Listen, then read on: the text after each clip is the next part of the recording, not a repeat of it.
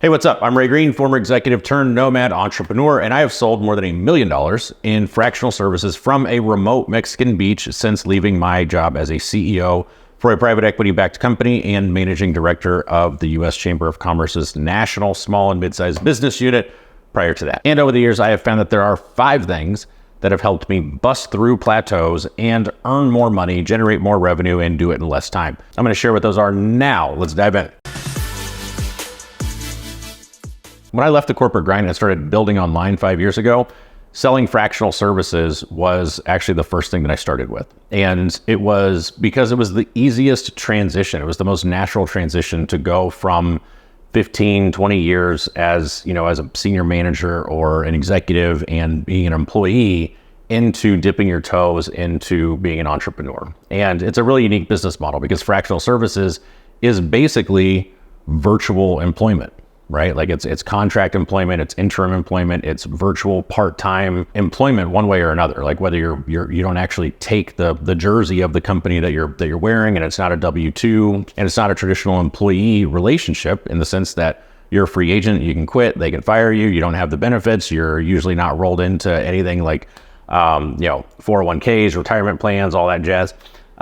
But you have some autonomy. You are relatively free to a certain degree with your time. You can earn really good money, and it's a unique business model. It is a done for you service, right? Like if somebody's hiring you as a fractional executive, they're expecting you to do stuff. And it's also something that your clients expect you to do, right? Like when they hire you as a fractional executive, if you're selling like fractional CRO services or fractional CFO services, they don't want to hire you as a fractional CFO and then have somebody else show up on the day where like work needs to get done. The benefit of fractional executive services is the speed to money, right? Like in terms of the ability to drive really high retainers very quickly, it is, I found, easier and faster to generate $10,000, $15,000, $20,000 a month because employers, people that are hiring you, are really familiar with the model. Right? Like they basically get it. Okay. You're a part-time virtual employee and we just have to figure out what the boundaries in that relationship are, but we get it. We're going to hire you to do something and you are going to do something. And you're able to drive higher rates than you would as an employee. The perfect scenario for somebody hiring a fractional executive is a $5 or $10 million a year company that needs CFO level expertise, but can't really afford a full-time CFO. But they're now at a point in business where they need some more sophistication than they're going to get from their standard accountant or even their controller, but they can't fork out $400,000, $500,000 a year for a CFO. So what they do, they buy part of a CFO's time and expertise in exchange for paying a premium on those services because that person's a free agent and doesn't have a lot of the benefits of traditional employment. So I found after hitting that plateau a couple of times that there were basically 5 things that allowed me to bust through the $20,000 a month plateau and generate more than $500,000 a year selling fractional services without burning out, because I did it from a beach in Cabo and I wanted to go to the beach in Cabo. So the first one was I introduced a paid productized introductory offer before all engagements. Okay, so before somebody could hire me as a fractional CRO, I was going to do a sales audit. Okay, and that sales audit was going to be paid. In fact, I think the average sale of that became upwards of around 18,000. I have clients that we've worked with that have generated 40, 50, 60,000.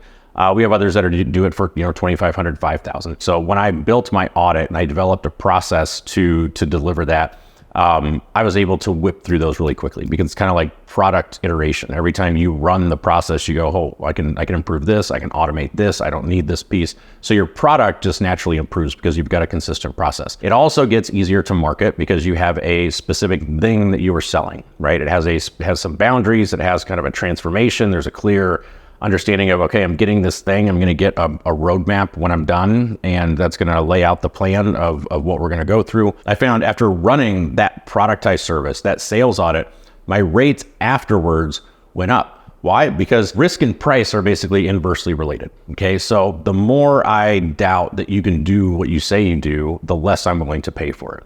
The more you can assure me and give me confidence that you can do what you say you can do, the more I'm willing to pay for it. So you're basically closing the gap on risk. And by closing the gap on risk, you increase your prices. Well, when I go in and I do an audit, my audit took me 4 to 8 weeks typically for most organizations. I would go in, I would meet the team, I would sit down, I had a process, I would, break down the sales process, I would run interviews, I had an onboarding, and I got a good feel for what that company was doing, what their challenges were, what it was going to take to get them where they wanted to go, and probably more importantly, where they wanted to go. So I ran through and I did all these things. Then when I sit down to give the findings, the clients were always like, damn, like this is really helpful. Like you're actually able to diagnose what some of these problems are. I can see where we're going to go. Like, they understood my expertise. The amount of risk they felt they were taking was smaller because they had 4 weeks with me. They had 6 weeks, 8 weeks with me, and they got to really understand my set of expertise. The other thing that I did with prices was, because my audit was actually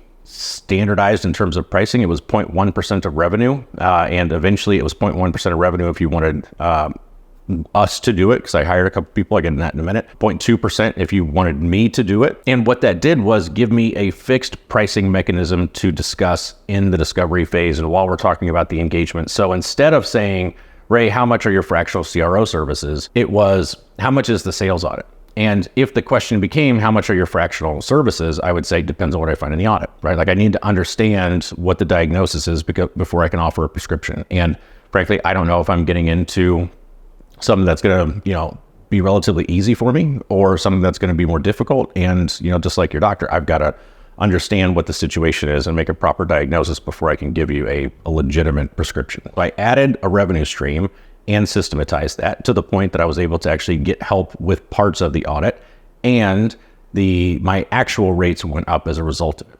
Now, a couple other benefits of introductory service like that is allows you to eventually hire people to help execute it, right? Like I mentioned, also allows you to really understand the company, right? Like, do you want to work with these people? Like oftentimes, you get into an engagement and you immediately find out, these people aren't that fun to work with, right? And that sucks, because in fractional engagements, you're going to be spending a good deal of time with these people, and you don't want to work with assholes. So it gives you a chance to kind of interview them and make sure that it's kind of the group of people that you want to work with, and also allows you to determine, can I actually get them results?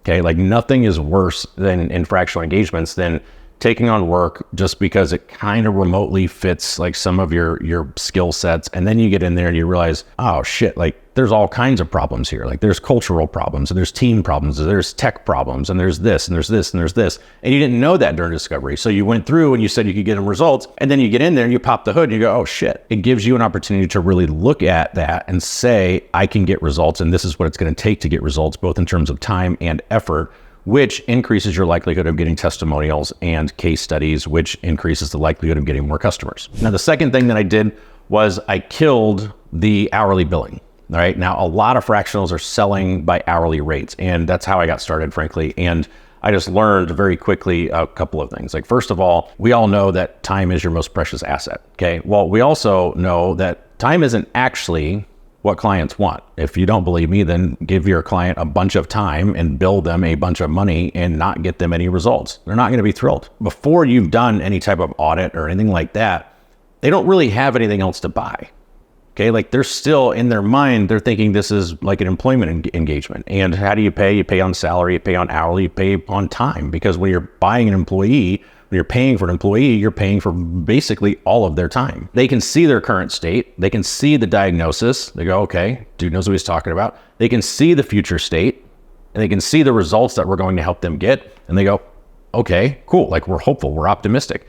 And they can see the roadmap and the timeline that it's going to take to get there. They now have something else to buy other than time, right? They have an outcome to buy. It's an educated guess. Like there's always going to be variables that you aren't entirely sure about, but it's a good educated guess. And that allows you to price your retainers based on the expectation that you're going to have of how much effort and time and everything's going to be involved on your part. But you get out of the time piece. You get out of the time piece by giving them something else to buy. Now, one other thing that I did you may not like, so this is like 2B, I guess, is I created scarcity by saying I only worked with X number of clients. And I did actually only work with X number of clients. And that number went down as I started to productize more of my services, go into consulting, go into coaching, and go into other things. So I started with 4. at $15,000 a month retainers. And then it was 3, and then it was 2, and then it was 1. That didn't include necessarily the audit revenue that was coming in. But I created a little bit of scarcity that way and urgency, because psychologically, if they want me to do something, then I only have so much bandwidth to do it. Number 3 was I worked on building a brand. Okay. Brands drive premiums. Just think Nike, just think Apple, just think any of the strong brands that you associate with, they all have the ability to command premium pricing. That's why Warren Buffett said he wants to buy companies, even Apple's like outside of his scope of expertise, but the brand itself was enough to buy. So as a fractional, if you can start building a brand, then you can start to drive premiums. Now, how do you build a brand? Get a polished website, get a logo, start creating some content. And, you can go pro level by building up a funnel, getting a lead magnet out there. I had an ebook at one point. The bonus of that is you also start to build a marketing list. You're putting content out there. That also helps reduce the risk, the perceived risk from them a little bit. They go, okay, he has expertise. I can, basically binge watch some of his content. I feel pretty confident that he knows what he's doing. And they start to associate you and your work and the expectations that they have with the brand that they're seeing. Post some content on LinkedIn and, get a strong optimized profile and get some marketing assets out there for you. Start a newsletter, like do things that are going to help you drive premiums, because premiums are how you earn more money, less time. Fourth thing was, I built systems in my company and in my work and what I was doing that allowed me to delegate some stuff and even automate some stuff. But I was able to hire an EA. I was able to hire a VA. I was able to get people to help me. And I was trading at this point some of my time. I was buying back my time because I could invest $5,000 a month to take enough stuff off of my plate that would then be allocated towards building a brand, marketing myself, and productizing services, like working on the business. Okay, so that $5,000 helped me earn $10, $15, $20, $30,000 more by changing my time out. Okay, so hiring a VA is going to help you do things like take care of all the scheduling. Okay, like that's happening within a company, or help create, slide decks, presentations, get reports updated automatically. If you've got reports for a company that you're working on internally, they can knock out some of that stuff with SOPs. It's going to help take all the stuff that's happening on Zoom calls and actually get that into your Asana or your project management or your, Slack channel or wherever it is that you manage your tasks. Because, I found myself, I'd be on these Zoom calls and I'd be on like 3 or 4 a day. And then I was like, okay, I'm on calls 4 hours a day. I've got to now take what we agreed to on that call and like get that into a task management system or some kind of accountability system for me. Well, a VA or an EA can do all of that for you. I was also able to build other processes and systems. So for example, sometimes in engagements, part of what I was doing was assessing the sales teams, and I wanted to listen to sales calls and I wanted to diagnose what was happening. Well, I would listen to a few, I'd build a process, I would know what I was listening for and build a structure. And I hired a sales coach and I trained my sales coach to listen to calls the way that I would listen to calls. Now, these are, hour-long calls, so I'm saving a ton of time, and I get that back and I can summarize it and I can spot check and make sure that it's being done the way that I want to. But I'm able to get significantly more work done and higher quality work because I was starting to build systems and processes within my business, right? So I was systematizing my job and the delivery. And I knew a lot of times going in, again, because of the introductory productized service, I knew what I was going to be up for and what I was going to have to do to a certain degree. So I was able to build up as necessary. So buying back your time, hiring some people, building some systems, building some processes really allows you to scale and be more efficient and get a lot of your time back. The fifth thing that I did, and this is a good one, it's tougher to pull off, but when you have a brand and you can create some leverage, this gets easier. But I would not use their systems. Okay, like the first handful of engagements that I did, I got an email account of theirs, then I was added to their Slack channel, then I was added to all their other stuff. And what I found was when you just take on all of their systems, what happens is you get inundated with all of their stuff. Like if you're on their email, it becomes really easy to just like, hey, just add Ray, like on Slack, let me just tag Ray. And so you end up just getting all of their communications. Well, part of the advantage and part of the strength and part of the value that you bring as a fractional executive is objectivity. It's tough to read the label from inside the jar, as they say. Okay, well, you're outside of the jar. Okay, and the more that you can remain outside of the jar, the more objective you are and the more value you're actually able to add. When you become inundated in all of their internal communications and all of their internal stuff, you get distracted, you get spread too thin. You're now doing the same thing that likely got them into the spot that they're in. The way I would frame this with new clients was, okay, here's what we're gonna do. We're gonna connect my Slack channel. We're gonna have a channel that we primarily communicate through. And, of course, there's my external email. And that's going to allow us to focus on the highest leverage, most important things that I've alluded to here in this roadmap that I've given you in the productized service and the audit that I started with. These are the things that need to get done. And if I'm buried in all kinds of communications, in meetings, and things that are not pertaining to this, then in 3 months, you're going to show up and you're going to go, we've paid you a ton of money and we haven't really seen you move the needle on anything that's in this roadmap. By maintaining some boundaries, by maintaining my own systems, I helped eliminate the noise and eliminate all of the commotion. And it gets even worse, like when you're dealing with companies that have, cultural challenges and they're dysfunctional and they don't have good processes. You lose value, you minimize your value if you get sucked into that whole machine. Okay, so the important thing is when you're framing this to a client is that they understand the benefit to them. And it really is. It is absolutely the benefit, because if you are not moving the needle on those things that are in that roadmap, they are not getting what they want, and you are not able to do it if you are just trying to keep up with messages. Along the way, like what you ought to do is have like a monthly business review with your client and make sure that you're on progress. And, if there's any blockers along the way that, you have that communication preemptively.